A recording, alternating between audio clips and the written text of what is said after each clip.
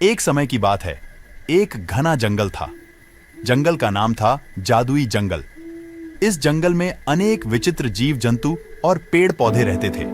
एक दिन एक छोटे से गांव का लड़का, जिसका नाम राहुल था, जंगल के किनारे खेल रहा था।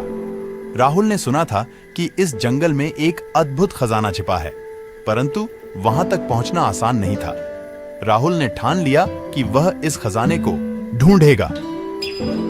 एक दिन वह अपनी झोली में थोड़ा खाना और पानी लेकर जंगल की ओर चल पड़ा।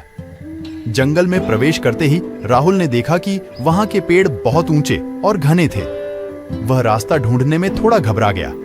तभी एक सुरीली आवाज ने उसे पुकारा, राहुल, यहां आओ। राहुल ने चौंक कर इधर उधर देखा, पर उसे कोई नजर नहीं आया। वह आवाज फिर आई, मैं यहां हूं, तुम्हारे ठीक सामने।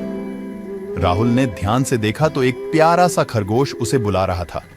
खरगोश ने कहा, तुम खजाना ढूंढने आए हो ना, मैं तुम्हारी मदद कर सकता हूं। राहुल ने उत्सुकता से हामी भरी और खरगोश के पीछे पीछे चलने लगा।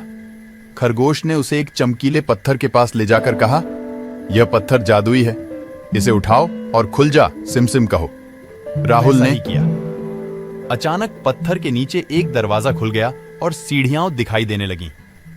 राहुल और खरगोश उन सीढ़ियों से नीचे उतरे। वहां एक बड़ी सी गुफा थी, जिसमें अनगिनत हीरे, मोती और सोने के सिक्के चमचमा रहे थे। राहुल की आंखें खुशी से चमक उठी, पर तभी एक गहरी आवाज गूंजी, तुम यहां क्या कर रहे हो? राहुल ने पीछे मुड़कर देखा तो एक विशालकाय सांप उसे घूर रहा था। खरगोश ने फुसफुसाते हुए कहा, यह सांप इस खजाने का रक्षक है। अगर इसे प्रसन्न करना है तो इसके सवालों का सही जवाब देना होगा। सांप ने कहा, पहला सवाल, कौन सा जीव 3 पांव से चलता है? राहुल ने सोचा और जवाब दिया, वह इंसान है जो बचपन में 4 पांव से चलता है, जवानी में 2 पांव से और बुढ़ापे में 1 छड़ी के सहारे 3 पांव से। सांप ने मुस्कुराते हुए कहा, सही जवाब। अब दूसरा सवाल, ऐसा क्या है जो जितना अधिक बढ़ता है उतना ही छोटा हो जाता है? राहुल ने जवाब दिया, वह है मोमबत्ती। सांप ने फिर कहा, बहुत अच्छा। अब अंतिम सवाल, ऐसा क्या है जिसे तुम जितना अधिक बांटोगे वह उतना ही बढ़ता जाएगा? राहुल ने आत्मविश्वास से कहा, प्रेम। सांप खुशी से सिर हिलाया और कहा, तुमने मेरे सारे सवालों का सही जवाब दिया। यह खजाना अब तुम्हारा है।